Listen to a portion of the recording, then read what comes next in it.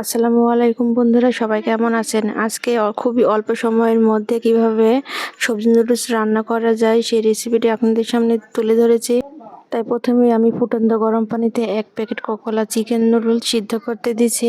নুডলসগুলো বেশি সিদ্ধ করা যাবে না, না হলে একসাথে সব লেগে যাবে। তাই আমি নুডলসগুলো নামিয়ে ঠান্ডা পানি দিয়ে ধুয়ে নিচ্ছি। এবার আমি নুডলসগুলো রান্না করতে চলে এসেছি। আমি প্রথমেই তো মরিচ কুচি, পেঁয়াজ কুচি দিয়েছি, এরপরে সামান্য তেল দিলাম। আমি এখানে খুবই অল্প পরিমাণে কাঁচামরিচ ব্যবহার করেছি। আমার মেয়েরা যেহেতু ঝাল খেতে চায় না, তাই আমি অল্প মরিচ দিয়েছি।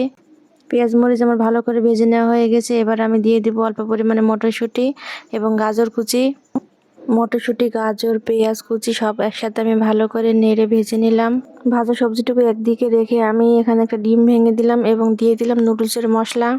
এবার সবগুলো উপকরণ আমি একসাথে ভালো করে নেড়ে নিছি এবং দিয়ে দিছি সেদ্ধ করা নুডলসগুলো আমি একসাথে ভালো করে সব নেড়ে নিছি এবং দিয়ে দিচ্ছি অল্প পরিমাণে লবণ। যেহেতু আমি আগে লবণ দিয়েছিলাম, তাই আমি এখানে আরেকটু লবণ দিলাম এবং দিয়ে দিলাম সয়া সস। ডিমের যে একটা বাজে গন্ধ থাকে, সেটা এই সয়া সস দূর করে দেবে। তাছাড়া সয়া সসে অনেক স্বাদ হয়। খুবই অল্প সময়ের মধ্যে সবজি নুডলসটা আমার রান্না করা হয়ে গেছে। আজকে এই পর্যন্তই, ভালো থাকবেন।